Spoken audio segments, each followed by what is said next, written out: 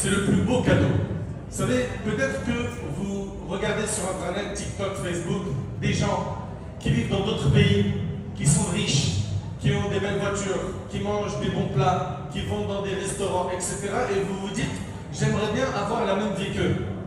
Eh bien, écoutez-moi bien, s'il vous plaît. Moi, j'habite sur la région parisienne, d'accord? Paris, en France. Et j'ai eu affaire à beaucoup de gens qui sont très célèbres, très connus, et qui sont suivis sur les réseaux sociaux pour plusieurs choses différentes. Certains, c'est des chanteurs, d'autres, c'est des influenceurs, etc. Et eux, sur le net, ils vous montrent des stories où ils sont avec une belle voiture, avec des beaux vêtements, le soleil, ils boivent des bons cocktails, etc. Et nous, quand on regarde ça, on se dit, il vit la meilleure vie. Ces gens-là, nous, on les a eu au téléphone. Leur rêve, c'est d'avoir cette vie, celle que vous avez à l'instant, maintenant, d'être à la mosquée et de profiter des paroles d'Allah et du prophète. Ça, c'est leur rêve. Certains des jeunes veulent être comme eux, et eux, leur rêve, c'est d'être comme vous. Enfin, remerciez Allah.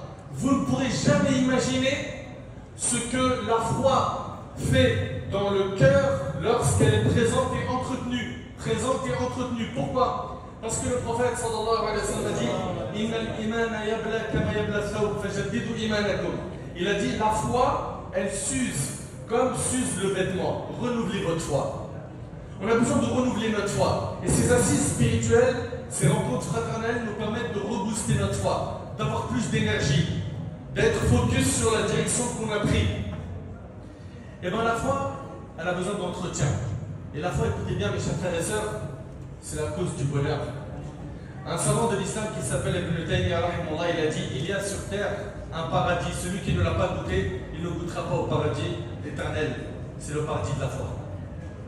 Allah Ta'ala dit Man amila salihan min dhakarin aw untha wa huwa mu'min falanuhyiyannahu hayatan tayyiba. Quiconque, mâle ou femelle, fait des bonnes œuvres tout en étant croyant, nous lui ferons vivre une bonne vie. Tu veux vivre une bonne vie, oui ou non? Oui. Allah te dit dans le Coran, fais des bonnes œuvres en étant croyant.